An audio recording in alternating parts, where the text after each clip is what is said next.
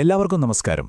ഇന്ന് നമ്മൾ നോക്കാൻ പോകുന്നത് ഇന്ത്യയുടെ ഊർജ്ജഭാവിയെ തന്നെ മാറ്റിമറിക്കാൻ കെൽപ്പുള്ള ഒരു കമ്പനിയെക്കുറിച്ചാണ്, വിക്രം സോളാർ.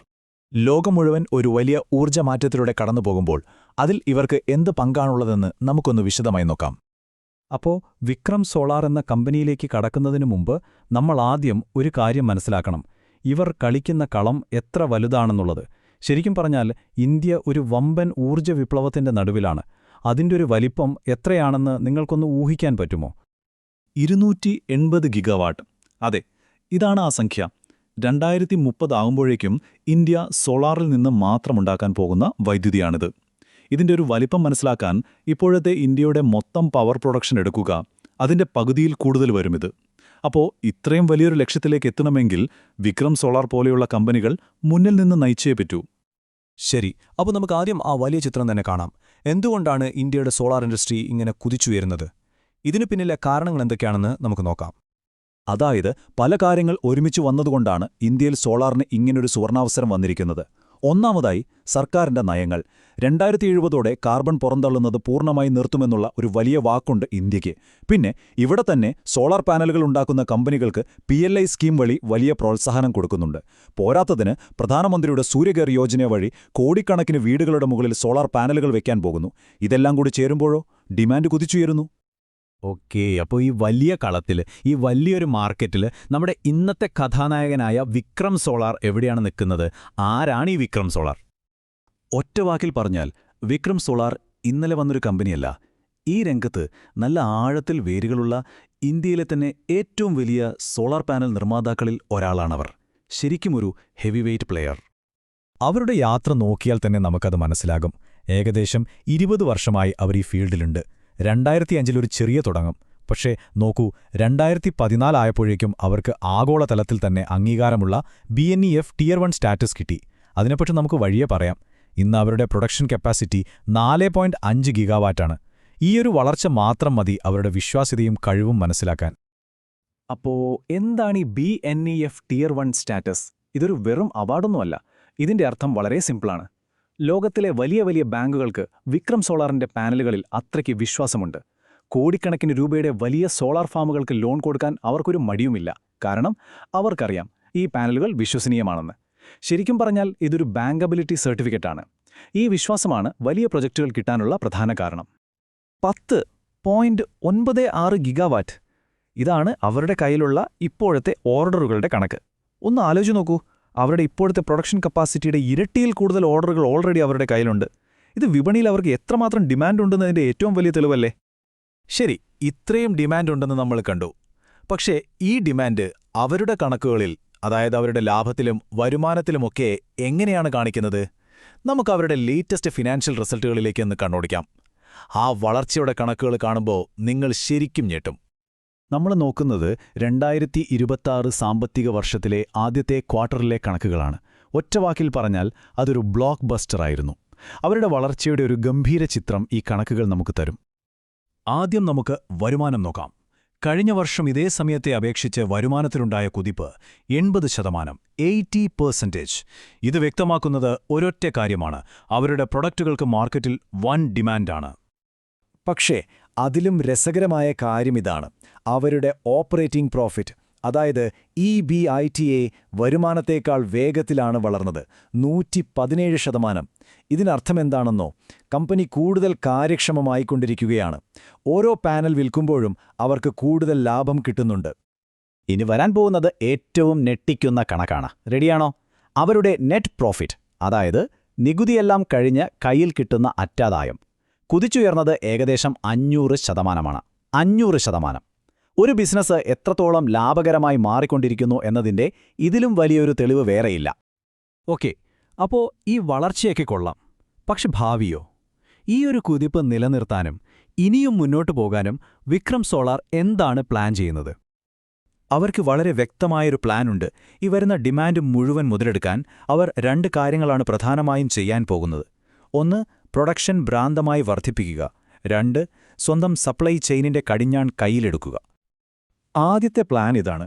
വെറും 2 വർഷം കൊണ്ട്, അതായത് 2027 ആകുമ്പോഴേക്ക് അവരുടെ ഇപ്പോഴത്തെ 4.5 ഗിഗാവാട്ട് പ്രൊഡക്ഷൻ കപ്പാസിറ്റി 17 ഗിഗാവാട്ടായി ഉയർത്തുക.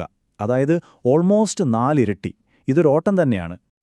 ഇനി രണ്ടാമത്തെ ഒരുപക്ഷെ ഏറ്റവും പ്രധാനപ്പെട്ട നീക്കം, അതാണ് ബാക്ക്വേർഡ് ഇൻ്റഗ്രേഷൻ. പേരുകേട്ട് പേടിക്കേണ്ട, വളരെ സിമ്പിളാണ്. സോളാർ പാനൽ ഉണ്ടാക്കാനുള്ള പ്രധാന സാധനമാണ് സോളാർ സെൽ. ഇതുവരെ അവരത് പുറത്തുനിന്ന് വാങ്ങുകയായിരുന്നു. ഇനി മുതൽ അത് സ്വന്തമായി നിർമ്മിക്കാൻ പോകുന്നു. ഇതുകൊണ്ടുള്ള ഗുണമെന്താണെന്നോ? ചിലവ് കുറയ്ക്കാം, ക്വാളിറ്റി കൂട്ടാം, പുതിയ ടെക്നോളജി വേഗത്തിൽ ഉപയോഗിക്കാം, കൺട്രോൾ മുഴുവൻ സ്വന്തം കയ്യിലാകും. ഈ 2 വലിയ പ്ലാനുകളും അവർ നടപ്പിലാക്കുന്നത് തമിഴ്നാട്ടിലെ 2 ഭീമൻ പ്രൊജക്റ്റുകളിലൂടെയാണ്.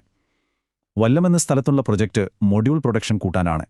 അതേസമയം ഗംഗൈക്കുണ്ടാനിലെ പ്രൊജക്റ്റിലാണ് ആ പറഞ്ഞ ബാക്ക്വേർഡ് ഇൻ്റഗ്രേഷൻ നടക്കുന്നത്. അവിടെ മൊഡ്യൂളുകളും അതിനേക്കാൾ പ്രധാനമായി 12 ഗിഗാവാട്ടിന്റെ സോളാർ സെല്ലുകളും അവർ നിർമ്മിക്കാൻ പോകുന്നു. ഇതോടെ അവർ സ്വയം പര്യാപ്തതയിലേക്കൊരു വലിയ ചുവട് വയ്ക്കുകയാണ്. അപ്പോൾ ചുരുക്കി പറഞ്ഞാൽ എന്താണ് സംഭവിക്കുന്നത്? പ്രൊഡക്ഷൻ റോക്കറ്റ് പോലെ കൂട്ടുന്നു, സപ്ലൈ ചെയിൻ സ്വന്തം കയ്യിലാക്കുന്നു. ഈ 2 കാര്യങ്ങളിലൂടെ ഇന്ത്യയിൽ മെയ്ഡ് ഇൻ ഇന്ത്യ സോളാർ പാനലുകൾക്ക് ഡിമാൻഡ് കൂടുമ്പോൾ അതിന്റെ ഏറ്റവും വലിയ ഗുണഭോക്താക്കളിൽ ഒരാളാകാൻ വിക്രം സോളാർ തയ്യാറെടുക്കുകയാണ്. മത്സരമുള്ള ഈ മാർക്കറ്റിൽ ഇതവർക്ക് വലിയൊരു മുൻതൂക്കം നൽകും. അപ്പോൾ ശക്തമായ ഒരു അടിത്തറയുണ്ട്, വിപണിയിലെ സാഹചര്യങ്ങൾ വളരെ അനുകൂലമാണ്, അതിനൊത്തുള്ള വലിയ വികസന പദ്ധതികളുമുണ്ട്. ഇതെല്ലാം വെച്ച് നോക്കുമ്പോൾ അവസാനത്തെ ചോദ്യം ഇതാണ്: ഇന്ത്യയുടെ ശുദ്ധമായ ഊർജ്ജഭാവി കെട്ടിപ്പടുക്കുന്ന ഈ ഓട്ടത്തിൽ വിക്രം സോളാർ ഇന്ത്യയിലെ ഒരു താരം മാത്രമായി ഒതുങ്ങുമോ, അതോ ലോകം മുഴുവൻ അറിയുന്ന ഒരു ആഗോള ഊർജ്ജ ഭീമനായി അവർ വളരുമോ? നമസ്കാരം. ഇന്ത്യയുടെ സോളാർ ഇൻഡസ്ട്രിയിൽ വലിയ ചലനങ്ങൾ ഉണ്ടാക്കുന്ന ഒരു കമ്പനിയാണ് എൽപെക്സ് സോളാർ. അവരുടെ ലേറ്റസ്റ്റ് ഇൻവെസ്റ്റർ പ്രസന്റേഷനിലെ ചില കണക്കുകൾ ശരിക്കും ഞെട്ടിക്കുന്നതാണ്. അപ്പം നമുക്കതൊന്ന് വിശദമായി നോക്കാം. ഒറ്റ വർഷം, വെറും 1 വർഷം കൊണ്ട് ഒരു കമ്പനിക്ക് അവരുടെ ലാഭം 40 മടങ്ങ് കൂട്ടാൻ പറ്റുമോ? കേൾക്കുമ്പോൾ തന്നെ ഒരു അതിശയം തോന്നുന്നുണ്ടല്ലേ? പക്ഷേ എൽപെക്സ് സോളാർ അത് സാധിച്ചു. അപ്പൊ ഇതെങ്ങനെ സംഭവിച്ചു എന്ന ചോദ്യത്തിന്റെ ഉത്തരമാണ് നമ്മളിന്ന് തിരയാൻ പോകുന്നത്.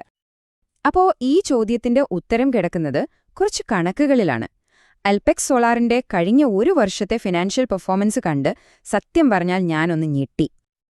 ഈ ചാർട്ടിലേക്കൊന്ന് നോക്കിക്കേ. വെറും 1 വർഷത്തെ മാറ്റമാണ് ഈ കാണുന്നത്. വരുമാനം ഏകദേശം 77 കോടിയിൽ നിന്ന് നേരെ 380 കോടിയിലേക്ക്. അതായത് ഓൾമോസ്റ്റ് 5 ഇരട്ടി വളർച്ച. ഇതൊരു ചെറിയ കളിയല്ല, വലിയൊരു കുതിച്ചുചാട്ടം തന്നെയാണ്. വരുമാനത്തിന്റെ കണക്ക് കണ്ടപ്പോൾ ഞെട്ടിയെങ്കിൽ ഇതാണ് ശരിക്കുള്ള കഥ. ലാഭത്തിന്റെ കണക്ക് നോക്കാം. ടാക്സൊക്കെ കഴിഞ്ഞ് കമ്പനിയുടെ കയ്യിൽ വരുന്ന ലാഭം വെറും 1 കോടിയിൽ നിന്ന് 42 കോടിയിലേക്കാണ് ഉയർന്നത്. അതെ, ഏകദേശം 40 ഇരട്ടി. നമ്മൾ ആദ്യം ചോദിച്ച ചോദ്യമില്ലേ, അതിന്റെ ഉത്തരം കൃത്യമായി ഈ കണക്കുകളിലുണ്ട്. അപ്പോ ഇതൊന്നും അവിചാരിതമായി സംഭവിച്ചതല്ല കേട്ടോ. കമ്പനിയുടെ മാനേജിംഗ് ഡയറക്ടർ പറയുന്നത് പോലെ ഇത് വളരെ കൃത്യമായി പ്ലാൻ ചെയ്ത ഒരു വലിയ പദ്ധതിയുടെ ആദ്യപടി മാത്രമാണ്. വലിയ വളർച്ചയും സോളാർ സെൽ മാനുഫാക്ചറിംഗ് പോലെയുള്ള പുതിയ മേഖലകളിലേക്കുള്ള ചുവടുവെപ്പുമൊക്കെ അവരുടെ ലക്ഷ്യത്തിൽ നേരത്തെ തന്നെ ഉണ്ടായിരുന്നു. അപ്പോ ആരാണ് ഈ എൽപെക്സ് സോളാർ? ഇങ്ങനൊരു നേട്ടമുണ്ടാക്കാൻ എന്താണ് ഇവരുടെ ഒരു പവർ? നമുക്കൊന്ന് പരിചയപ്പെടാം. ആദ്യം തന്നെ അവരുടെ കപ്പാസിറ്റി നോക്കാം. നിലവിൽ 1.2 ഗിഗാവാട്ട് സോളാർ മൊഡ്യൂൾ നിർമ്മാണ ശേഷിയുള്ള ഒരു ഭീമനാണ് എൽപെക്സ്. മാത്രമല്ല, ഇത് ഇന്നലെ പൊട്ടിമുളച്ചൊരു കമ്പനിയൊന്നുമല്ല. ഈ ഫീൽഡിൽ അവർക്ക് 18 വർഷത്തിൽ കൂടുതൽ എക്സ്പീരിയൻസ് ഉണ്ട്. അവർ വെറുതെ പാനലുകൾ ഉണ്ടാക്കി വിൽക്കുക മാത്രമല്ല ചെയ്യുന്നത്. ഇന്ത്യയിലുടനീളം 21,000-ത്തിലധികം സോളാർ വാട്ടർ പമ്പുകൾ ഇൻസ്റ്റാൾ ചെയ്തിട്ടുണ്ട്. സാധാരണക്കാരിലേക്ക് സോളാർ എനർജി എത്തിക്കുന്നതിൽ അവർക്ക് വ്യക്തമായ ഒരു ട്രാക്ക് റെക്കോർഡ് തന്നെയുണ്ട്. അപ്പൊ ചുരുക്കി പറഞ്ഞാൽ ഉത്തരേന്ത്യയിലെ ഏറ്റവും വലിയ സോളാർ മോഡ്യൂൾ നിർമ്മാതാക്കളിലൊരാളാണ് എൽപെക്സ്. അതുകൂടാതെ മറ്റു വലിയ ബ്രാൻഡുകൾക്ക് വേണ്ടി അവരുടെ പേരിൽ പ്രോഡക്ട്സ് ഉണ്ടാക്കി കൊടുക്കുന്നതിലും, അതായത് വൈറ്റ് ലേബിൾ മാനുഫാക്ചറിംഗിലും രാജ്യത്തെ ഒരു പ്രധാനികളാണിവർ. അവരുടെ വരുമാനം എവിടെന്നാണ് വരുന്നതെന്ന് ഈ ചാർട്ട് ഒറ്റയടിക്ക് നമുക്ക് കാണിച്ചു തരും. സോളാർ പമ്പുകൾ പോലെയുള്ള സേവനങ്ങളുണ്ടെങ്കിലും വരുമാനത്തിന്റെ സിംഹഭാഗവും, അതായത് ഒരു 94% വരുന്നത് സോളാർ മോഡ്യൂൾ നിർമ്മാണത്തിൽ നിന്നാണ്. അപ്പൊ അവിടെയാണ് അവരുടെ മെയിൻ ഫോക്കസ് എന്ന് വ്യക്തം. നമ്മളിതുവരെ കണ്ടതൊക്കെ ഒരു തുടക്കം മാത്രമാണെന്നതാണ് ഏറ്റവും രസകരമായ കാര്യം. എൽപെക്സ് സോളാർ ഇപ്പോൾ അടുത്ത ലെവലിലേക്ക് കടക്കുകയാണ്. വളരെ വലിയ, ഒരു രക്ഷയുമില്ലാത്ത ഒരു എക്സ്പാൻഷൻ പ്ലാനാണ് അവർക്കുള്ളത്. അവരുടെ പ്ലാനുകൾ എത്ര വലുതാണെന്ന് ഈ ടേബിൾ നോക്കിയാൽ മനസ്സിലാകും. നിലവിലുള്ള മോഡ്യൂൾ നിർമ്മാണം 3 ഇരട്ടിയാക്കുന്നു. അതിന്റെ കൂടെ സോളാർ സെല്ലുകളും അലുമിനിയം ഫ്രെയിമുകളും സ്വന്തമായി നിർമ്മിക്കാൻ തുടങ്ങുന്നു. അതായത് അസംസ്കൃത വസ്തുക്കൾക്ക് വേണ്ടി മറ്റാരെയും ആശ്രയിക്കാതെ എല്ലാം സ്വന്തം കൺട്രോളിലാക്കി ഒരു കംപ്ലീറ്റ് സോളാർ പവർ ഹൗസായി മാറാനാണ് അവരുടെ പ്ലാൻ. അവരുടെ ഏറ്റവും വലിയ പ്ലാനുകളിലൊന്നാണ് ഈ സോളാർ സെൽ നിർമ്മാണം. വെറുതെ പറയുകയല്ല, അതിനൊരു കൃത്യമായ ടൈം ലൈൻ വരെയുണ്ട്. ഓരോ സ്റ്റെപ്പും എപ്പോൾ നടക്കുമെന്ന് അവർ വ്യക്തമായി പറയുന്നുണ്ട്. ഇത് അവരുടെ പ്ലാനിന്റെ സീരിയസ്നെസ്സാണ് കാണിക്കുന്നത്. ഇതൊരു ഭയങ്കര സ്മാർട്ട് മൂവാണ്. അലൂമിനിയം ഫ്രെയിം പോലെയുള്ള പ്രധാന ഘടകങ്ങൾക്കായി മറ്റ് കമ്പനികളെ ആശ്രയിക്കുന്നത് നിർത്തി എല്ലാം സ്വന്തമായി ഉണ്ടാക്കാൻ തുടങ്ങുന്നു. ഇതിലൂടെ പ്രൊഡക്ഷനിലും സപ്ലൈ ചെയിനിലും അവർക്ക് ഫുൾ കൺട്രോൾ കിട്ടും. അപ്പോ ഇത്രയും വലിയ പദ്ധതികളുമായി മുന്നോട്ടു പോകാൻ അൽപെക്സിന് ഇത്ര ധൈര്യം എവിടുന്ന് കിട്ടുന്നു? ഉത്തരം സിമ്പിളാണ്. ഇന്ത്യയുടെ സോലാർ മാർക്കറ്റും ഗവൺമെന്റിന്റെ ശക്തമായ പിന്തുണയും. അതെങ്ങനെയാണെന്ന് നമുക്ക് നോക്കാം. സർക്കാർ നയങ്ങളാണ് ശരിക്കും പറഞ്ഞാൽ അൽപെക്സിന്റെ ഏറ്റവും വലിയൊരു ബാക്കപ്പ്. ഉദാഹരണത്തിന് ALM പോളിസി. ഇത് പ്രകാരം വലിയ സോളാർ പ്രോജക്റ്റുകൾക്ക് സർക്കാർ അംഗീകരിച്ച ഇന്ത്യൻ കമ്പനികളിൽ നിന്നു മാത്രമേ മൊഡ്യൂളുകൾ വാങ്ങാൻ പാടുള്ളൂ. അതുപോലെ ഒരു നിയമം സോളാർ സെല്ലുകൾക്കും വരാൻ പോകുന്നു. പോരാത്തതിന് ചൈനയിൽ നിന്നുള്ള അലുമിനിയം ഫ്രെയിം ഇറക്കുമതിക്ക് കൂടുതൽ ടാക്സും വരുന്നുണ്ട്. ചുരുക്കത്തിൽ സർക്കാർ ഇന്ത്യൻ കമ്പനികൾക്ക് വേണ്ടി ഒരു പ്രൊട്ടക്റ്റഡ് മാർക്കറ്റ് ഉണ്ടാക്കിക്കൊടുക്കുകയാണ്. ഈ ഒരു കണക്ക് കേട്ടാൽ തന്നെ നമുക്ക് മാർക്കറ്റിന്റെ ഒരു വലിപ്പം മനസ്സിലാകും. 2026 ആകുമ്പോഴേക്കും ഇന്ത്യയുടെ സോളാർ സെൽ നിർമ്മാണശേഷി 75 ഗിഗാവാട്ടിലെത്തുമെന്നാണ് പ്രതീക്ഷ. അതിവേഗം വളരുന്ന ഈ ഭീമൻ മാർക്കറ്റിലെ ഒരു പ്രധാന പങ്ക് പിടിച്ചെടുക്കാനാണ് അൽപെക്സ് അവരുടെ 1.6 ഗിഗാവാട്ട് പ്ലാനുമായി റെഡിയാവുന്നത്. ഇതെല്ലാം വെറും പ്ലാനുകൾ മാത്രമല്ല, കാര്യങ്ങൾ ഓൾറെഡി നടന്നു തുടങ്ങിയിട്ടുണ്ട്. അടുത്തതായി എന്താണ് സംഭവിക്കാൻ പോകുന്നതെന്നറിയാൻ നമുക്ക് അവരുടെ ചില റീസെന്റ് അപ്ഡേറ്റ്സ് നോക്കാം. ഒന്ന് നോക്കിക്കേ, branding, expansion, financial stability, sales എല്ലാ ഏരിയയിലും ഒരുമിച്ച് മുന്നേറ്റമാണ്. രാഹുൽ ദ്രാവിഡിനെ പോലെ വിശ്വസ്തനായ ഒരാളെ ബ്രാൻഡ് അംബാസിഡറാക്കിയത് ഒരു സ്മാർട്ട് മൂവാണ്. പുതിയ ഫാക്ടറിക്ക് സ്ഥലം കിട്ടി, നല്ല ക്രെഡിറ്റ് റേറ്റിംഗ് കിട്ടി, പോരാത്തതിന് 1800 കോടിയുടെ പുതിയ ഓർഡറുകളും കയ്യിലുണ്ട്. എല്ലാം കൊണ്ടും പോസിറ്റീവ് മൊമെന്റമാണെന്ന് വ്യക്തം. അപ്പോ ഒരു വശത്ത് ഗംഭീര സാമ്പത്തിക പ്രകടനം, മറുവശത്ത് കൂറ്റൻ വികസന പദ്ധതികൾ, കൂടെ സർക്കാരിന്റെ ഫുൾ സപ്പോർട്ടും. ഇതെല്ലാം കൂടെ ചേർത്തുവെച്ച് നോക്കുമ്പോ നമ്മൾ ചിന്തിച്ചു പോകും, അൽപെക്സ് സോളാർ വെറുമൊരു സോളാർ പാനൽ കമ്പനി മാത്രമല്ല, ഒരുപക്ഷേ ഇന്ത്യയുടെ ഗ്രീൻ എനർജി ഫ്യൂച്ചർ തന്നെയാണോ അവർ പടുത്തുയർത്തുന്നത്? ഈ ചോദ്യത്തോടെ നമുക്ക് ഇന്നത്തെ ഈ വിശകലനം അവസാനിപ്പിക്കാം. നന്ദി. നമസ്കാരം. നമ്മളിവിടെ സങ്കീർണമായ വിഷയങ്ങൾ, ഡേറ്റയും കമ്പനി റിപ്പോർട്ടുകളുമൊക്കെ വെച്ച് ലളിതമായി ചർച്ച ചെയ്യാറാണല്ലോ പതിവ്. അപ്പോൾ ഇന്ന് നമ്മൾ നോക്കാൻ പോകുന്നത് സോളാർ എനർജി രംഗത്തെ ഒരു വൻ കുതിച്ചുചാട്ടത്തെക്കുറിച്ചാണ്. അതും ഇന്ത്യയിലെ ഒരു കിടിലൻ കമ്പനിയുടെ വളർച്ചയുടെ കഥയിലൂടെ. ഓക്കേ, അപ്പം നമുക്ക് കാര്യത്തിലേക്ക് കടക്കാം. ഈ കഥയൊക്കെ നടക്കുന്ന വലിയൊരു പശ്ചാത്തലമുണ്ടല്ലോ. അതായത് ആഗോളതലത്തിൽ എന്താണ് സംഭവിക്കുന്നത് എന്ന് ആദ്യം തന്നെ ഒന്ന് നോക്കാം. അതായത് ലോകം മുഴുവൻ സോളാർ എനർജിക്ക് പിന്നാലെയാണ്. ക്ലീൻ എനർജി വേണമെന്ന ചിന്ത കാരണം ഇതിന്റെ വളർച്ച ഒരു രക്ഷയുമില്ലാത്ത സ്പീഡിലാണ്. നിങ്ങളൊന്ന് ആലോചിച്ച് നോക്കൂ, വരുന്നൊരു 10 കൊല്ലം കൊണ്ട് ഈ മാർക്കറ്റ് $384 ബില്യൺ വളരുന്നാ പറയുന്നത്. ഭയങ്കരം തന്നെയല്ലേ? ഇനി ഈ കളിയുടെ സെൻട്രൽ ആരെന്നറിയോ? നമ്മുടെ ഇന്ത്യയെ തന്നെ. നോക്കൂ, 2023 ഏകദേശം $7.3 ബില്യൺ നമ്മുടെ മാർക്കറ്റ്. പക്ഷെ കുറച്ചു വർഷങ്ങൾക്കുള്ളിൽ, അതായത് 2030 ആവുമ്പോഴേക്കും ഇത് നേരെ ഇരട്ടിയാവും. ഏകദേശം $13.7 ബില്യൺ. അതാണ് വളർച്ച. അപ്പോ ഇങ്ങനെ കുതിച്ചുയർന്ന ഒരു മാർക്കറ്റിൽ നമുക്ക് ഒരു പ്രധാന കളിക്കാരനെ ഒന്ന് സൂം ചെയ്തു നോക്കിയാലോ? ഓസ്ട്രേലിയൻ പ്രീമിയം സോളാർ, അല്ലെങ്കിൽ നമുക്ക് ചുരുക്കി APS എന്ന് വിളിക്കാം. അവരുടെ ലക്ഷ്യം എന്താണെന്നറിയാമോ? വളരെ ലളിതമാണ്. ജനങ്ങളുടെ ജീവിതം മെച്ചപ്പെടുത്തുക. വീടായാലും ബിസിനസ്സായാലും കൃഷിയിടമായാലും അവിടത്തെ കറണ്ടിന്റെ പ്രശ്നം സോളാർ വെച്ച് തീർക്കുക. അതാണ് അവരുടെ കോർ മിഷൻ. വെറും 10 വർഷം കൊണ്ട് ഒരു ചെറിയ സ്റ്റാർട്ടപ്പിൽ നിന്ന് തുടങ്ങി ഇന്ന് നാഷണൽ സ്റ്റോക്ക് എക്സ്ചേഞ്ചിൽ ലിസ്റ്റ് ചെയ്തൊരു കമ്പനിയായി APS മാറിയിരിക്കുന്നു. അവരുടെ യാത്ര നോക്കിയാൽ ഓരോ സ്റ്റെപ്പിലും കൃത്യമായ പ്ലാനിംഗ് കാണാം. 2013 തുടങ്ങി പ്രൊഡക്ഷൻ ലൈൻ സെറ്റ് ചെയ്ത് ഗുജറാത്തിലെ ഏറ്റവും വിശ്വസ്തരായ കമ്പനിയായി, ഒടുവിൽ 2024 പബ്ലിക് ലിസ്റ്റഡ് കമ്പനിയായി. ശരിക്കും ഒരു ഗംഭീര വളർച്ച. ശരി, അപ്പോൾ അടുത്തതായി അവരുടെ പ്രൊഡക്റ്റുകളിലേക്ക് വരാം. ഈ പറയുന്ന സോളാർ എക്കോസിസ്റ്റം ഉണ്ടാക്കാൻ APS എന്തൊക്കെയാണ് ശരിക്കും ഉണ്ടാക്കുന്നത്? ഇവിടെ ഏറ്റവും രസകരമായ കാര്യം എന്താണെന്ന് വെച്ചാൽ അവരുടെ വരുമാനം എങ്ങനെയാണ് വരുന്നതെന്നാണ്. നിങ്ങൾക്ക് കാണാം, ഹോൾസെയിലാണ് പ്രധാന ബിസിനസ്. പക്ഷേ അതോടൊപ്പം തന്നെ റീറ്റെയിലിലൂടെയും പിന്നെ ഇപ്പം നല്ല ഡിമാൻഡുള്ള സോളാർ പമ്പ് സെഗ്മെന്റിലൂടെയും നല്ലൊരു വരുമാനം അവർ കണ്ടെത്തുന്നുണ്ട്. നല്ലൊരു ബാലൻസ് അല്ലേ? അവരുടെ ഫ്ലാഗ്ഷിപ്പ് പ്രോഡക്റ്റ് തീർച്ചയായും ഹൈ ക്വാളിറ്റി സോളാർ പാനലുകൾ തന്നെയാണ്. മോണോക്രിസ്റ്റലിൻ, പിന്നെ ഏറ്റവും പുതിയ N-ടൈപ്പ് ടോപ്കോൺ ടെക്നോളജിയൊക്കെ ഉപയോഗിച്ചിട്ടാണ് ഇതുണ്ടാക്കുന്നത്. ഏറ്റവും പ്രധാനപ്പെട്ട കാര്യം എന്താണെന്നറിയോ? ഇത് 100% മെയ്ഡ് ഇൻ ഇന്ത്യയാണ്. 30 വർഷം വരെ പെർഫോമൻസ് വാറണ്ടിയും കൊടുക്കുന്നുണ്ട്. പിന്നെ വരുന്നത് ഒരു സോളാർ സിസ്റ്റത്തിന്റെ ബ്രെയിൻ എന്ന് പറയാവുന്ന ഇൻവേർട്ടറുകളാണ്. അതും ഇവർ തന്നെ ഉണ്ടാക്കുന്നുണ്ട്. ഇതാണ് അവർക്ക് മാർക്കറ്റിൽ ഒരു പ്രത്യേക സ്ഥാനം കൊടുക്കുന്നത്. കാരണം പാനലും ഇൻവേർട്ടറും ഒരേ ബ്രാൻഡിന്റെ കീഴിൽ കിട്ടുന്നത് ഒരു വലിയ പ്ലസ് പോയിന്റാണ്. ഇതൊരു ബ്രില്യൻ മൂവാണ്. സാധാരണക്കാരുടെ, പ്രത്യേകിച്ച് കർഷകരുടെ പ്രശ്നങ്ങൾ പരിഹരിക്കാൻ അവർ ശ്രദ്ധിക്കുന്നു എന്നതിന്റെ തെളിവ്. ഈ സോളാർ വാട്ടർ പമ്പുകൾ കർഷകർക്ക് എത്രമാത്രം ഉപകാരമാണെന്നോ. കറണ്ടില്ലാത്ത പ്രശ്നമൊന്നും അവരെ ബാധിക്കില്ല. മാത്രമല്ല PM കുസും പോലെയുള്ള ഗവൺമെന്റ് സ്കീമുകളുടെ ഗുണം കൂടി കിട്ടുമ്പോൾ ഇത് ശരിക്കും ഒരു ഗെയിം ചേഞ്ചറാണ്. അപ്പോ ഈ കഥയും പ്ലാനുമൊക്കെ കൊള്ളാം. പക്ഷേ ഏറ്റവും പ്രധാനപ്പെട്ട ചോദ്യം, ഇതൊക്കെ കമ്പനിയുടെ അക്കൗണ്ടിൽ കാണാനുണ്ടോ? അതായത് പണം വരുന്നുണ്ടോ? കണക്കുകൾ കള്ളം പറയില്ലല്ലോ. നിങ്ങളിത് നോക്കൂ. വെറും 3 സാമ്പത്തിക വർഷം കൊണ്ട് അവരുടെ മൊത്തം വരുമാനം ഏകദേശം 5 ഇരട്ടിയാണ് കൂടിയത്. FY23-ൽ 95 കോടിയിൽ നിന്ന് FY25-ൽ 441 കോടിയിലേക്ക്. എന്തൊരു കുതിപ്പാണിത്! ഓക്കെ, വരുമാനം കൂടുന്നത് നല്ല കാര്യം. പക്ഷേ അതുകൊണ്ട് മാത്രം കാര്യമല്ല, അല്ലേ? കമ്പനിക്ക് അവസാനം എന്ത് കിട്ടുന്നു? അതായത് ലാഭം. അതാണ് പ്രധാനം. അവിടെയാണ് ശരിക്കുള്ള ഞെട്ടൽ. ഇതേ കാലയളവിൽ അവരുടെ ലാഭം 10 ഇരട്ടിയിലധികമാണ് വർദ്ധിച്ചത്. 3 കോടിയിൽ നിന്ന് ഏകദേശം 40 കോടിയിലേക്ക്. അപ്പോ ഈ ട്രെൻഡ് ഇപ്പോഴും തുടരുന്നുണ്ടോ? തീർച്ചയായും. ഏറ്റവും പുതിയ ക്വാർട്ടറിലെ കണക്കുകൾ നോക്കിയാൽ കഴിഞ്ഞ വർഷത്തെ ഇതേ സമയത്തേക്കാൾ വരുമാനവും ലാഭവും നേരെ ഇരട്ടിയിലധികമായിട്ടുണ്ട്. ഈ വളർച്ചയുടെ വേഗത കുറയുന്ന ലക്ഷണമൊന്നും കാണുന്നില്ല. അപ്പോ ഇത്രയും വേഗത്തിൽ വളരുന്ന ഒരു കമ്പനി അടുത്തതായി എന്തു ചെയ്യും?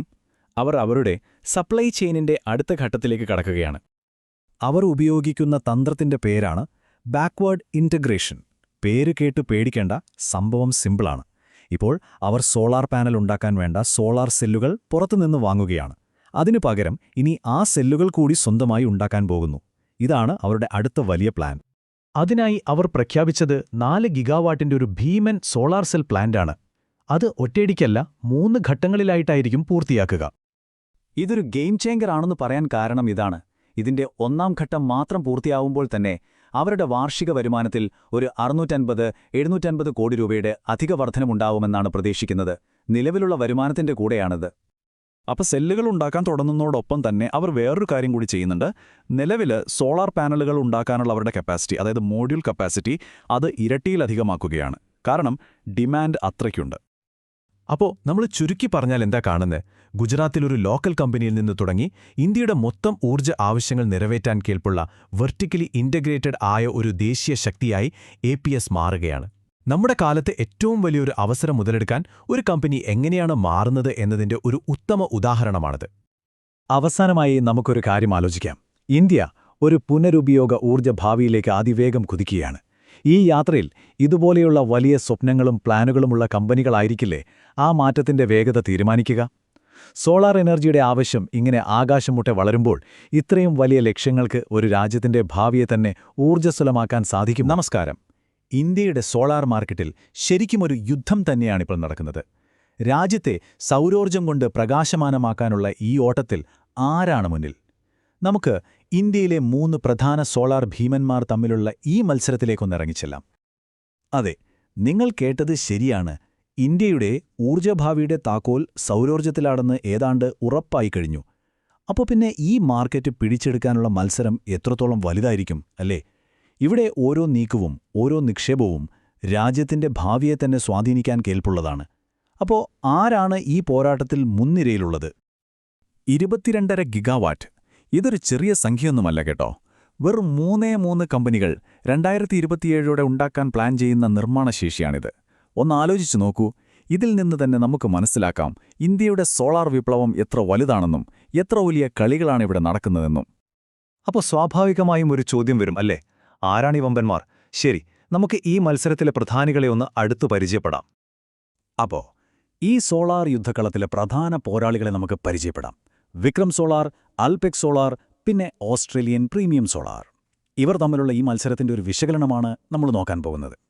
ഈ ടേബിളിലേക്കൊന്ന് നോക്കിയേ. ഒറ്റ നോട്ടത്തിൽ തന്നെ നമുക്ക് മനസ്സിലാവും ഇവർ 3 പേരും 3 വഴിക്കാണ് സഞ്ചരിക്കുന്നതെന്ന്. ഒരു സൈഡിൽ വിക്രം സോളാർ, ഈ രംഗത്തെ ഒരു അതികായം തന്നെ. 4.5 ഗിഗാവാട്ടാണ് ഇപ്പോഴത്തെ കപ്പാസിറ്റി. പിന്നെ അൽപെക്സ് സോളാർ, അതിവേഗം കുവിച്ചു വരുന്ന ഒരു പുതിയ താരം. അതേസമയം ഓസ്ട്രേലിയൻ പ്രീമിയം സോളാർ, അവരുടെ കളി മുഴുവൻ ഗുജറാത്തിലെ റൂഫ് ടോപ്പ് മാർക്കറ്റിലാണ്. ചുരുക്കി പറഞ്ഞാൽ 3 കമ്പനികൾ, 3 തന്ത്രങ്ങൾ. ഓക്കെ, അപ്പോൾ ഇവരൊക്കെയാണ് കളിക്കാർ എന്ന് മനസ്സിലായി. ഇനി നമുക്ക് അവരുടെ പെർഫോമൻസ് എങ്ങനെയുണ്ടെന്ന് നോക്കാം, അല്ലേ?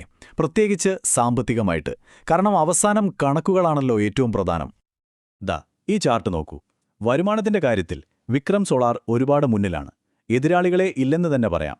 1134 കോടി രൂപ. മറ്റുള്ളവരെ അപേക്ഷിച്ച് എത്രയോ മുകളിലാണവർ. ഇതവരുടെ സൈസും മാർക്കറ്റിലെ പിടിയും ശരിക്കും നമുക്ക് കാണിച്ചു തരുന്നുണ്ട്. വരുമാനത്തിൽ മാത്രമല്ല, ലാഭത്തിന്റെ കാര്യത്തിലും കഥയ്ക്ക് വലിയ മാറ്റമൊന്നുമില്ല. വിക്രം സോളാർ 133 കോടി രൂപയുടെ ലാഭവുമായി അവരുടെ സാമ്പത്തിക ശക്തി ഒന്നുകൂടി ഉറപ്പിക്കുകയാണ്. ഈ കണക്കുകൾ കാണുമ്പോൾ ഒന്ന് വ്യക്തമാണ്, മറ്റുള്ളവർക്ക് ഇനിയും ഒരുപാട് ദൂരം മുന്നോട്ടു പോകാനുണ്ട്. ഇവിടെ ആൽപെക്സ് സോളാറിന്റെ MD പറയുന്നതൊന്ന് കേട്ടുനോക്കൂ. അവരുടെ ഭാവിയിലേക്കുള്ള പ്ലാനിന്റെ ഒരു സൂചന ഇതിലുണ്ട്. ട്രൂലി ഇൻ്റഗ്രേറ്റഡ് പ്ലെയർ എന്ന വാക്ക് ശ്രദ്ധിച്ചോ? സംയോജനം. അതായത് പാനൽ ഉണ്ടാക്കാൻ വേണ്ട സാധനങ്ങളെല്ലാം സ്വയം നിർമ്മിക്കുക. അസംസ്കൃത വസ്തുക്കൾ തൊട്ട് ഫൈനൽ പ്രോഡക്റ്റ് വരെ എല്ലാം സ്വന്തം നിയന്ത്രണത്തിൽ. ഇതാണ് അവരുടെ അടുത്ത വലിയ നീക്കം. ഓക്കെ, അപ്പോൾ ഇപ്പോഴത്തെ അവസ്ഥ ഇതാണ്. പക്ഷേ യഥാർത്ഥ കളി നടക്കാൻ പോകുന്നത് ഭാവിയിലാണല്ലേ? നാളത്തെ മാർക്കറ്റ് ആര് ഭരിക്കും? അതിനായി ഇവരെന്തൊക്കെയാണ് പ്ലാൻ ചെയ്യുന്നതെന്ന് നമുക്ക് നോക്കാം. ഇവിടെയാണ് കളി ശരിക്കും ത്രില്ലിംഗ് ആവുന്നത്. വിക്രം സോളാർ നോക്കൂ, 17.5 ഗിഗാവാട്ട്. ഭയങ്കരമായൊരു ടാർഗറ്റാണത്. അതേസമയം ഓസ്ട്രേലിയൻ പ്രീമിയം സോളാർ ആണെങ്കിൽ അവരുടെ മൊഡ്യൂൾ കപ്പാസിറ്റിയേക്കാൾ കൂടുതൽ, അതായത് 4 ഗിഗാവാട്ട് സോളാർ സെൽ നിർമ്മാണത്തിലാണ് ശ്രദ്ധിക്കുന്നത്. അപ്പോൾ എല്ലാവരും വലുതാകാൻ നോക്കുന്നുണ്ട്, പക്ഷെ ഓരോരുത്തരുടെയും ഫോക്കസ് വേറെ വേറെയാണ്. ഇവരുടെയെല്ലാം പ്ലാനിൽ നമ്മൾ കാണുന്ന ഒരു പ്രധാന വാക്കാണ് ബാക്ക്വേർഡ് ഇൻ്റഗ്രേഷൻ. ഈ വാക്കൊന്ന് ഓർത്തുവെച്ചോളൂ, കാരണം ഈ കളിയിലെ ഒരു നിർണായക തന്ത്രമാണിത്. സിമ്പിളായി പറഞ്ഞാൽ, ഒരു സോളാർ പാനൽ ഉണ്ടാക്കാൻ വേണ്ട സാധനങ്ങൾ, അതായത് സോളാർ സെൽ, അലുമിനിയം ഫ്രെയിം, ഇതൊക്കെ പുറത്തുനിന്ന് വാങ്ങുന്നതിന് പകരം സ്വയം നിർമ്മിക്കുക. അപ്പോൾ എന്തുകൊണ്ടാണ് ഈ ബാക്ക്വേർഡ് ഇൻ്റഗ്രേഷൻ ഇത്ര പ്രധാനപ്പെട്ടതാകുന്നത്? ഒന്നാലോചിച്ച് നോക്കൂ. ഒന്നാമത്തെ കാര്യം, ചൈനയെപ്പോലുള്ള രാജ്യങ്ങളെ ആശ്രയിക്കുന്നത് കുറയ്ക്കാം. രണ്ടാമത്, ഒരു സോളാർ പാനലിന്റെ ഏകദേശം 40% കോസ്റ്റ് വരുന്നത് സോളാർ സെല്ലിനാണ്. അത് സ്വയം ഉണ്ടാക്കിയാൽ എത്ര പണം ലാഭിക്കാം, അല്ലേ? പോരാത്തതിന് മേക്ക് ഇൻ ഇന്ത്യ പോലുള്ള ഗവൺമെന്റ് പ്രോജക്റ്റുകളിൽ മുൻഗണന കിട്ടാനും അത് സഹായിക്കും. അപ്പോൾ നമ്മൾ അവരുടെ ഇപ്പോഴത്തെ പെർഫോമൻസും ഭാവിയിലേക്കുള്ള പ്ലാനുകളും കണ്ടു. പക്ഷേ ഈ നമ്പറുകൾക്കും പ്ലാനുകൾക്കും അപ്പുറം യഥാർത്ഥത്തിൽ ആരായിരിക്കും വിജയിക്കാൻ പോകുന്നത്? നമുക്ക് ഓരോരുത്തരുടെയും സ്ട്രാറ്റജി ഒന്നുകൂടി ആഴത്തിൽ നോക്കാം. ചുരുക്കി പറഞ്ഞാൽ, ഇവിടെ 3 വ്യത്യസ്ത ഗെയിം പ്ലാനുകളാണ് നമുക്ക് കാണാൻ കഴിയുന്നത്. വിക്രം സോളാർ അവരുടെ വലിപ്പവും ബ്രാൻഡ് നെയിമും വെച്ച് വലിയ യൂട്ടിലിറ്റി പ്രൊജക്റ്റുകൾ പിടിച്ചെടുത്ത് മാർക്കറ്റ് ലീഡർഷിപ്പ് നിലനിർത്താൻ നോക്കുന്നു. അവരാണ് സ്ഥാപിത ഭീമൻ. ഇനി അൽപെക്സ് സോളാർ അവരൊരു വൺ സ്റ്റോപ്പ് ഷോപ്പ് ആകാനാണ് ശ്രമിക്കുന്നത്. എല്ലാം സ്വന്തമായി നിർമ്മിച്ച് ഒരു കംപ്ലീറ്റ് സൊല്യൂഷൻ പ്രൊവൈഡർ ആവുക, അതാണ് അവരുടെ ലക്ഷ്യം. അവസാനം ഓസ്ട്രേലിയൻ പ്രീമിയം സോളാർ ഗുജറാത്തിലെ അവരുടെ ശക്തി ഉപയോഗിച്ച് റീറ്റെയിൽ മാർക്കറ്റിൽ നിന്നും കൂടുതൽ ലാഭം കിട്ടുന്ന സേവനങ്ങളിലേക്കും സെൽ നിർമ്മാണത്തിലേക്കും കടക്കുകയാണ്. അതായത് 3 പേർ 3 വഴികൾ, പക്ഷെ ലക്ഷ്യം ഒന്നുമാത്രം: ഇന്ത്യയുടെ സോളാർ വിപണി ഭരിക്കുക. അപ്പോൾ എല്ലാം കഴിഞ്ഞ് നമ്മൾ എത്തിനിൽക്കുന്ന ചോദ്യം ഇതാണ്: ഇന്ത്യയുടെ ഈ സോളാർ യുദ്ധത്തിൽ അവസാനം വലിപ്പം തന്നെയാണോ വിജയിക്കുക, അതോ കൃത്യമായ ഫോക്കസോടെ കളിക്കുന്ന ചെറിയ കളിക്കാർക്ക് പുതിയ ചാമ്പ്യന്മാരായി ഉയർന്നു വരാൻ കഴിയുമോ? കളി ഇനിയും ഒരുപാട് ബാക്കിയുണ്ട്, കണ്ടറിയണം. ഇതിനെക്കുറിച്ച് നിങ്ങൾക്ക് എന്തു തോന്നുന്നു?